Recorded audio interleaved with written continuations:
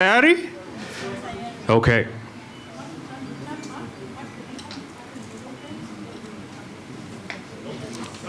Okay, shall we count from 5? 5, 4, 3, 2, 1. Makofi tafadhali and congratulations. Excellent. Wapi makofi tafadhali?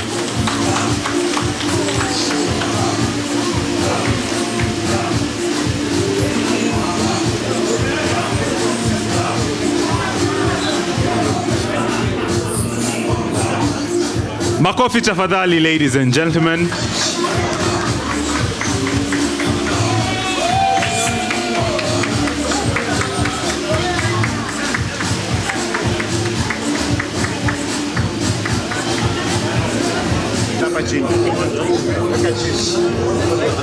Pole pole pole pole. Sawa.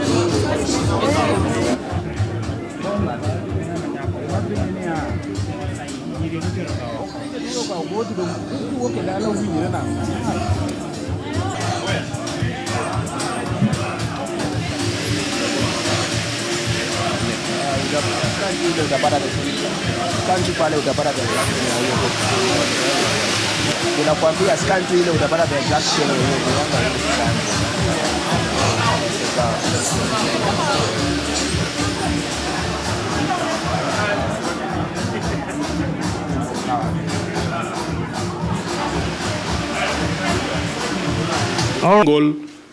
issue here, point by point, to point out the shortcomings of the implementation committee and the government of William Ruto. From the implementation of the NADCO report, we have talked to you about all the issues to do with the audit of the elections, the current IEBC and all the challenges there.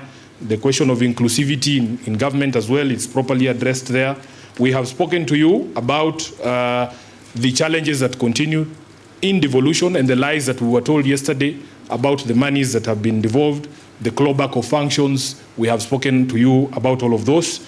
Promoting the livelihoods of young people, we have spoken to you about the failures there as well. Then we have spoken to you about the lack of content in their own report on anything to do with leadership and integrity. And in that particular theme, Honorable Orengo, Baba was concerned about opulence and display of wealth in public, including the harambes we saw yesterday. Not yesterday, just last week. Governor, I was very shocked that people who we have known all our lives have never given more than 100,000 or 10,000 shillings in a harambe. Suddenly, he can afford to give 5 million shillings in church. Baba must be rolling in his grave. The fight against corruption, we have all witnessed that there's nothing that has been done on that front.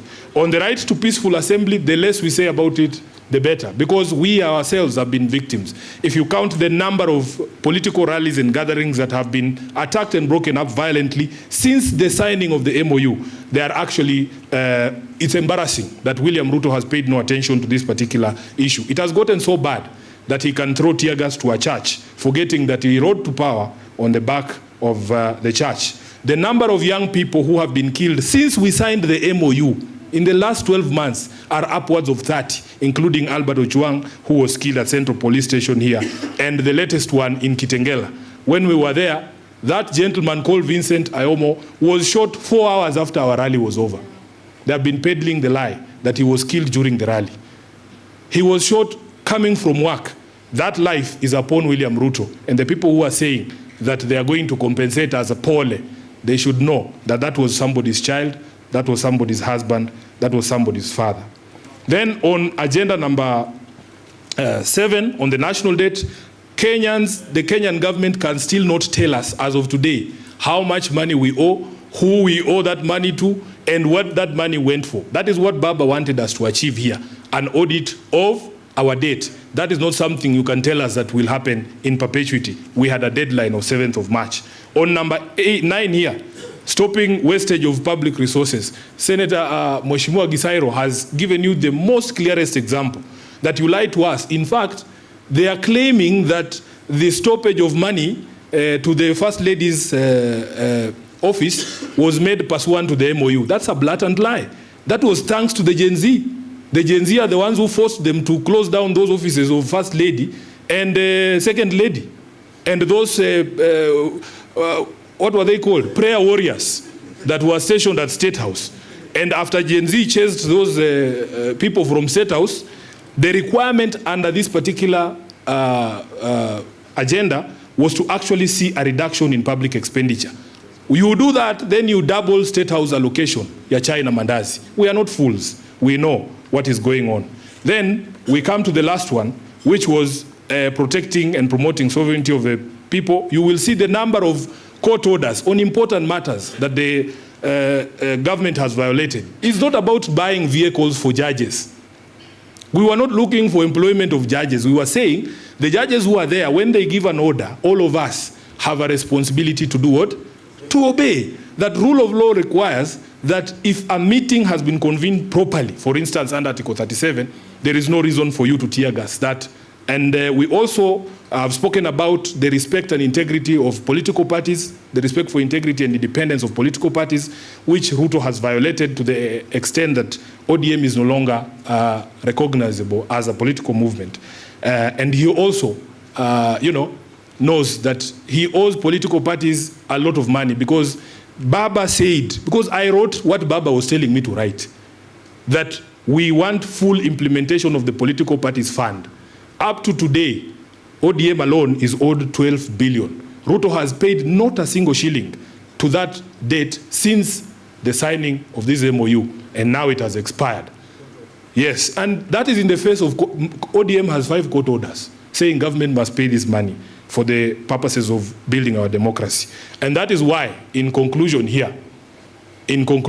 we have given a score of 1 out of 10, which is a very generous score because Babu and the others believed it was -2, -1, but we put all of those together and we have given them 1 out of 10 or 10%. That 80% that they were talking about cannot be demonstrated to you in the document that they presented yesterday. With those, yes, extremely below expectation, which is why somebody was saying there that there is absolutely no basis to ask for an extension of that MOU, or indeed, absolutely no basis to begin negotiating any other agreement if they could not follow this 10.1. What makes you believe that they will follow any other agreement? So with those many remarks, I want to invite the leaders. We will do the formal launch of the report. This report will be available on